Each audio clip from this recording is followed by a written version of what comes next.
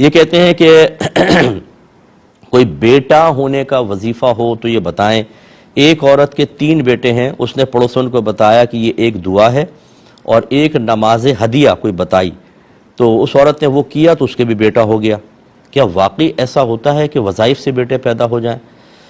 دیکھیں، یہ وظائف سے نہیں ہوں گے، یہ صرف اللہ تبارک و تعالیٰ کے ازلی فیصلے سے ہوتے ہیں۔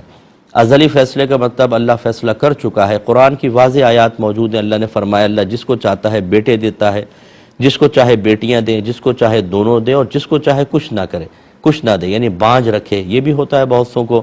یہ صرف اللہ کی مرضی سے ہوتے ہیں۔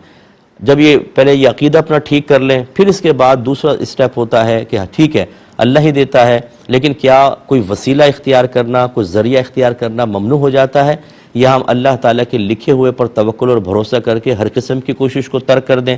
تو یہ ایسا شریعت نہیں منع کرتی۔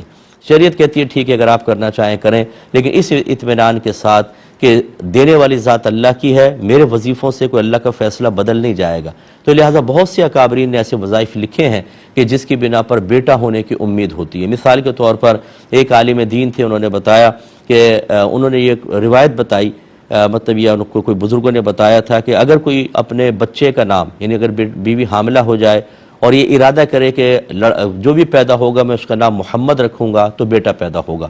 کہنے والے کہتے ہیں کہ بہرحال میں نے تحقیق تو نہیں کی کہ ان کے 12 بیٹے ہوئے لگاتار۔ اور اسی طرح اگر عورت جب حاملہ ہو جائے تو اس کے پیٹ پہ شہادت کی انگلی سے بغیر روشنائی کے اگر شوہر لکھے کہ ان کانا ما فی بطنی کی ذکرن سمیتہ محمدن، اگر جو کچھ بھی جو تیرے پیٹ میں ہے اگر وہ لڑکا ہوا تو میں اس کا نام محمد رکھوں گا، تو بیٹا پیدا ہوتا ہے۔ لیکن یہ کوئی کنفرم نہیں ہے، ٹھیک ہے نا، یہ کوئی مطلب کوئی اللہ کے فیصلوں کو بدلنے والا نہیں ہے۔ کوشش کر کے دیکھ لیں، اور بھی کوئی اس قسم کی جائز چیز بتائے تو اس کو کر لیں، ناجائز امور کی طرف کبھی مت بڑھیے گا۔ جو قرآن کے کوئی وظیفے ہوں یا جس طرح جیسے یہ بزرگوں نے بیان کیا، میں نے آپ کو عرض کر دیا، اس کو اختیار کر سکتے ہیں، لیکن اگر آپ غلط چیز کی طرف چلے گئے تو غلط چیز کا وبال علیحدہ ہوگا۔ اور میں نے پہلے ہی وضاحت کر دی کہ کوئی وظیفہ اللہ کے ازلی فیصلے کو نہیں بدل سکتا، تو لہٰذا پھر غلط لوگوں کی طرف ہرگز نہ جائیں، غلط چیزوں کو اختیار نہ کریں۔